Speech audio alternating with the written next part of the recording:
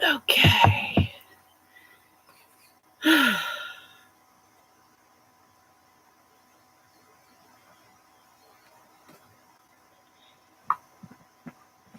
Well, surprise, surprise, here I am. Okay. Somebody found me. Good morning, Sugar Creek Homestead. Ah, how you doing? I tell you, I've been offline for a week. All I've had to use to get online is my phone, and I was having problems with my phone. Oh, so yeah, my hard drive died after my son fixed my computer and got me back online. The hard drive died because I wanted to keep my data, everything I had on my old hard drive, and as far as he knew, the hard drive was fine. So he used my old hard drive. Nope, hard drive didn't like it. So hard drive died. So hello, Angel. Come on, you gonna come up?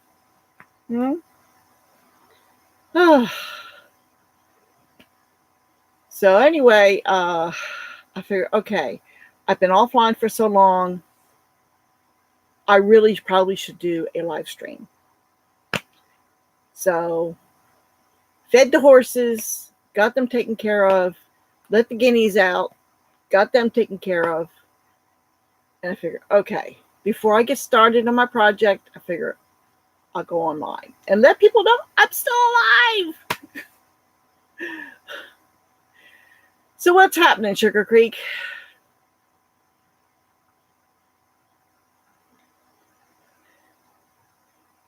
Are you still awake there?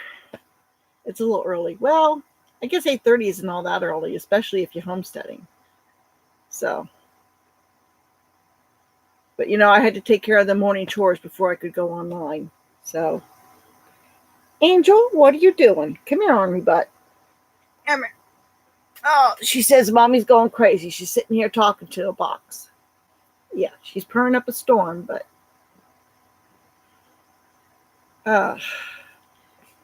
so anyways, what has been happening since I've been offline?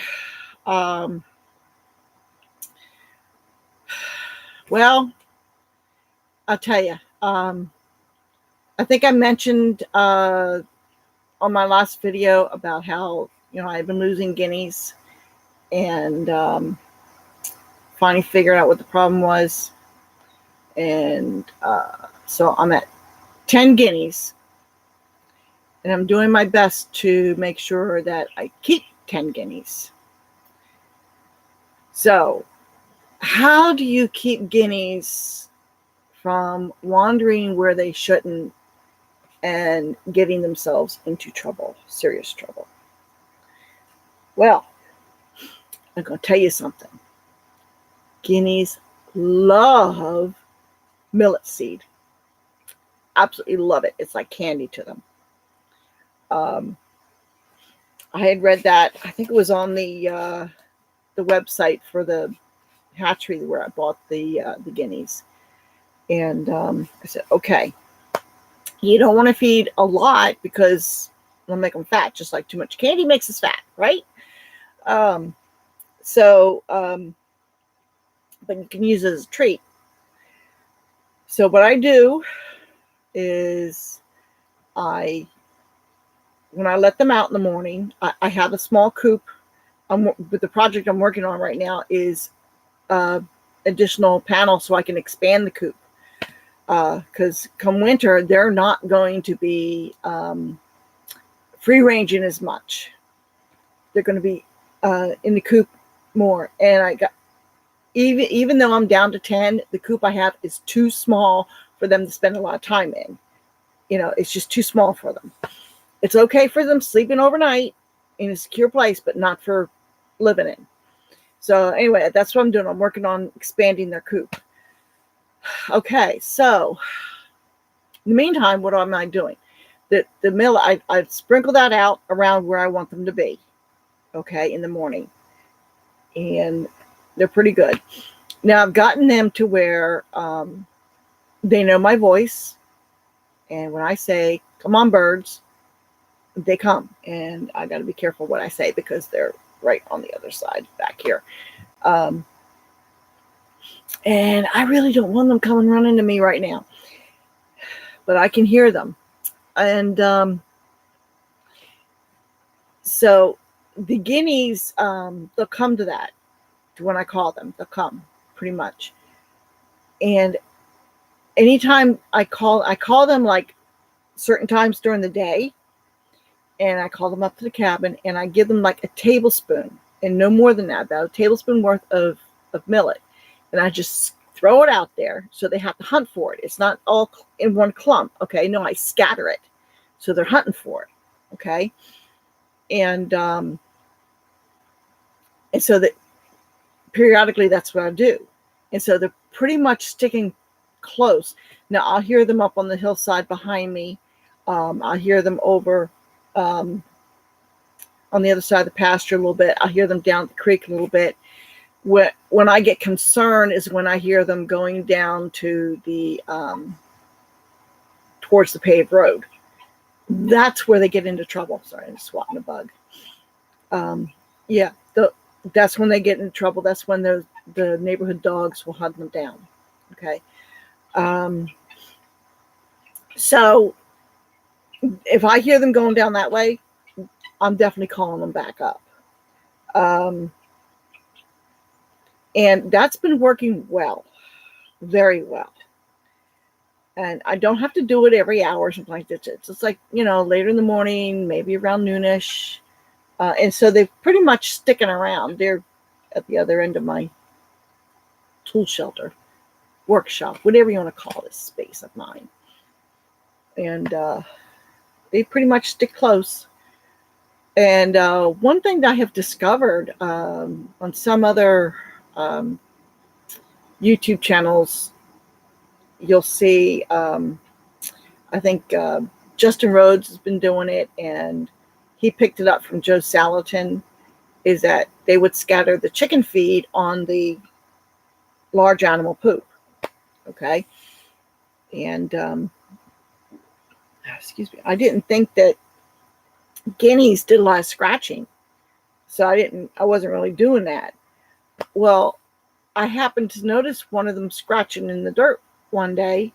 It's like, oh, so they do scratch. Not as much as chickens do, but they do scratch some. I mean, we got all kinds of bugs here, and they bite and I itch. So if you see me scratch, it's because I got a bug bite. Okay. I don't wear a lot of bug spray. I just tolerate it. So anyway, so I started sprinkling some of the millet seed on the horse poop that's down in the pasture. And it's like they're breaking it up. So that's awesome. And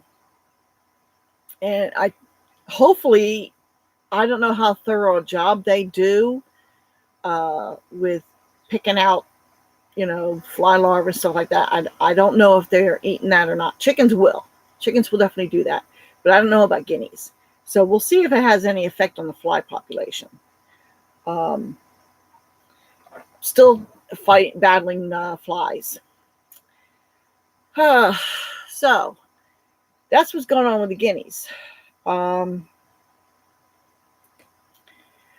Sugar Creek, you can pop in here anytime with any kind of questions or anything, okay? Because like I said, this is just, I figure I'll be on here for maybe about 20 minutes, half hour tops. Because like I said, I got things I got to do. I got to work on the guinea coop, and, going live, I have to sit in front of my laptop because that's all I've got to work with. And I can't get things done if I'm sitting here. But you saw my video where I installed the hand pump on the well. That has been such a godsend, really, because we've had no rain, virtually no rain. We had one storm, I think it was like maybe 2 weeks ago. I really need to write these things down, keep records. But we haven't had any significant rain for like 2 months, at least. And so I've been jealously guarding my rain barrel water because that's what we use for washing. And so, to water the horses, and they do drink a lot, especially when it's hot. It was getting to be a situation. The creek has dried up to a trickle. It's just a trickle and not nearly enough to water the horses. So having that hand pump in has really helped a lot. Now, I don't know how much longer without rain that well will supply water for the horses, but that's all I'm using it for right now, is to water the horses. Okay. The guineas, they can get water from the creek. There's enough there. They can get that. I'm not as worried about them. They don't drink nearly as much as the horses do. So we've been just hand pumping the well water into. I have a jug and I have a 5-gallon bucket, and so that's what we use to fill the horse water trough. And I have the horse water trough situated so that if we actually do get rain, it'll catch the roof runoff. Okay, so it would help us. I noticed this morning they drank quite a bit last night, so I got to top off their water today before it gets too hot. But yeah, the well water has been, and with the hand pump, has really saved me. Yeah, it's work to pump that thing, but hey, it's building up the muscles, right? So that's the situation there. Hopefully we'll get some rain. They said there's a possibility of rain, I think like Monday, but there was a possibility of rain last night and we didn't get any. We didn't get a drop. So praying for rain for us. I know the East Coast is being hammered by Dorian. But even like I've got friends in New Jersey that I still talk to, and they're telling me that they've been dry too. So they're hoping to get something out of Dorian. Don't know if they're going to get much because it tends to be making more of a westerly path up towards the Maritimes in Canada. So anyway, other than that, I don't think there's anything really in the forecast until like mid-October. So what's the date? Today's the 7th.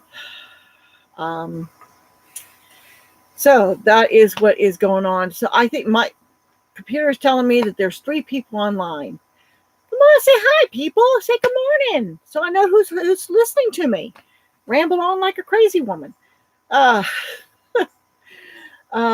Hopefully my chat's working. I don't know. This thing is so. I don't know. Let me see. I'm going to type something here and see if it works.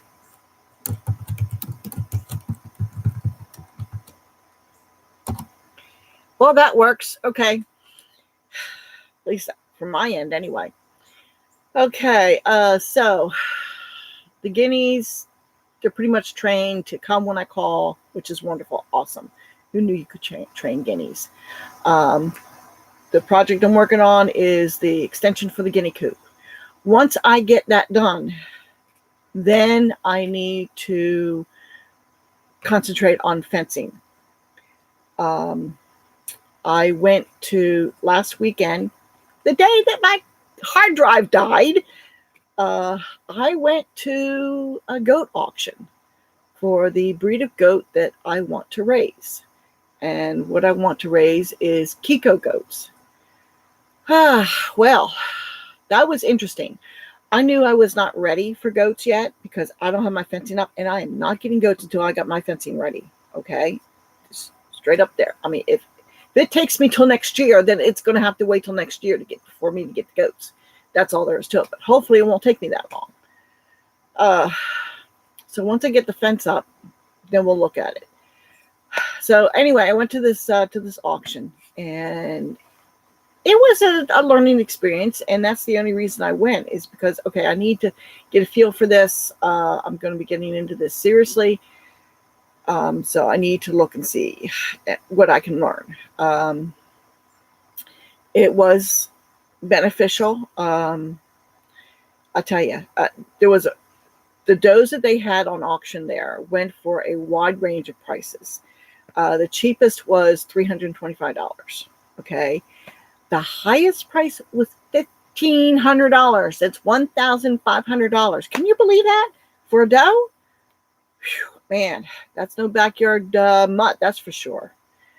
And needless to say, that one was a little out of my price range. Oh, she was a gorgeous goat. You know, if you like goats, she had some decent conformation. Her coat was good and shiny. I mean, she was a really good looking goat. And I think that she was a proven doe too. So, or her lineage was good or something. I don't know. So, so that was something. I did not realize that goats would go for that high a dollar. Yeah, they do, especially the purebreds or the whatever. They had like 3 classifications: New Zealand, purebred, and some other thing, American something or other. I don't remember. I've got to get the book. I'll do a more comprehensive video on that. I'll get the books out that I've got. I did get some information on some additional breeders in Kentucky, and I'll be reaching out to them. Now that I've got my computer back, I'll be reaching out to them and seeing if I can't find somebody that has some goats on sale. Well, somebody left me. Bye. That's all right. So, of course, other ongoing projects are, I've got the ceiling in my cabin I'm still trying to get done. But you know what? That's something that's going to always be there. Well, not always. When I finally finish it, it won't be there. But it's a project that I can do inside when it's bad weather. When I can't do something out here, I can work on that. Okay, so I still have my ceiling to do. I have talked to the guy. No, I talked to his wife. The guy that built my barn. I spoke to his wife this week. I said, okay, we need to figure out when you can start working on the rest of the barn and get that done. I have a deadline of December that I have to have the roof part done. Okay, and the reason I have to have the roof part done is so that I can apply for a USDA grant. I don't know if it's really a grant. It's a cost share program is what it is. And because they have funding for gutters, for rainwater catchment system. So, and I need that. I really do. And seeing as I have a finite amount of money to invest in the property, I got to stretch my dollar as far as it will go. Okay, so I've got the money to get the barn done. Okay, so that's going to be taken care of. I mean, the complete part of it, not just the part where the horses run into. Oh yeah, did I tell you I got my hay? Yeah, I got 100 bales of hay, and that's stacked up behind the barn, and some of it is up in the loft. Let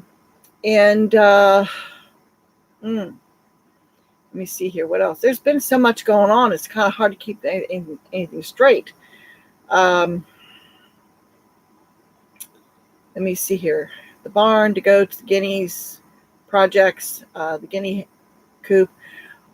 When I get the guinea coop done and I get the fencing done for goats, okay, the barn is being done by somebody who knows what they're doing, okay? So that's like not affecting my project so much. But once I get those things done, then I'll be working on a chicken coop and getting that built so that I don't know that I'll get chickens before winter. If I get wind of some mature chickens that are available, yeah, I'll go for it. But I'm going to be getting the coop ready for at least springtime. Now, some of you may be aware that the Self-Reliant Roadshow is going to be coming here. I do not have a definite date yet. When I have a definite date, I will do more about it. It'll be sometime after October 12th, but before November 12th, I think the date is. Somewhere's in there, the Self-Reliant Roadshow is coming. It's like, okay, so what are they going to do? Hey, they can do whatever they want. If he just wants to sit down and have a chit chat and say, okay, my advice is that you do this, this, and this, great, wonderful. If he wants to pick up a hammer or a shovel or anything and do anything, hey, he can knock himself out. And of course, I would be there with him. He can do whatever he wants. I have so much going on here that, you know, he can do whatever he has a mind to do, whatever his mood is, whatever his physical ability is, because I don't know, he might get worn out physically before he gets here. I don't know. So if he just wants to rest and sit and chat, have a cup of coffee with me, that'd be great too. So, you know, I have no idea at this point what's going to happen, what his plans are. I have no idea how long they're going to stay here. He's welcome to stay as long as he needs to, you know, however it works out. Okay. Nothing is written in stone at this point. He might only be here 5 minutes. He might be here for 5 days. I have no clue. Okay. So, anyway, I guess I have probably rambled on long enough. I know there's other live streams going on this morning. I think Blake Kirby has a live stream going on. If it's not on yet, it soon will be. And I don't like to interfere with other people's live streams. Will I have a scheduled live stream? I don't know at this point because it's kind of hard. My schedule changes from the time of year, the number of hours of daylight, what kind of things I have going on. Like I've got to make 2 runs to town this week. One is for my son's appointment, and one is, I shouldn't be there too long, but I've got new glasses, finally getting new glasses. So, so that's 2 days I have to be off property. And if I have to go off property, it's going to be worth my while. I don't get to just go for one thing. Okay. I try to plan it so that there's other things that need to get done. Like if I need to do larger items of laundry, there's a laundromat in town. We'll do that. Okay. My small washer's fine for day-to-day summer clothing. Okay. But I can't do blankets in it. Okay. Just saying. So something like that I'll do at the laundromat. If I have to pick up feed, if I'm getting low on feed, I pick up feed. If I have to, if I need anything tool-wise, hardware-wise, lumber-wise, I'll get that. Like you see, I've got 3 2x4s there waiting for me to rip them. Yeah, among other things. I got pallet wood stacked here that I'm using pallet wood for the guinea coop. Okay, and I'll use pallet wood for the chicken coop.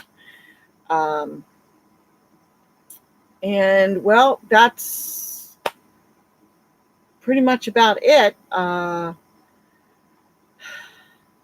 know I talk fast, and I was kind of hoping I'd get a little bit more interaction here, but hey, it is early. Some of you may not have had your coffee yet, and I still have half a cup of coffee sitting on the hot plate in the house here, but I didn't want to do this in the house because my husband and my son are still sleeping. They're night owls. I'm an early bird. So I get up and I get things done in the morning, and I crash when they're still up. You know, it is what it is. Different strokes for different folks. So anyway, hopefully it won't be too much longer and I'll have more videos up. I have to reinstall my editing program, and I got to remember the process of doing that. Go back on my emails and see if I can find, I think there's a code or something. Anyway, I gotta figure that out. So it may be a little bit before I have my next video up, which is another reason why I wanted to do the live stream. Okay. Because between doing the projects and doing the YouTube and the computer business and yeah. So anyway, hopefully I'll see y'all later. Have a good day, and I got to get to work. I'm going to run in long enough to get another sip of coffee, and then I got more work to do on my guinea coop. And yeah, I have been recording it. So you'll see a video on it. So it'll be mostly open with shelter on the sides that get the worst weather, like north and the west. Okay, those will be the sides that have the most protection, but it will be open because they're birds. They got feathers. I don't want them to get overheated. They just need to stay dry, and they need to stay out of the drafty, cold, wet weather. So, and that's what I hope to provide for them. So, anyway, okay, that's it. I'm done talking. So, thank you very much for popping in. My count keeps going up and down. I don't know who's here. Sugar Creek popped in to say morning, and that's it. So, well, I'll talk to you later, people. How to get this thing?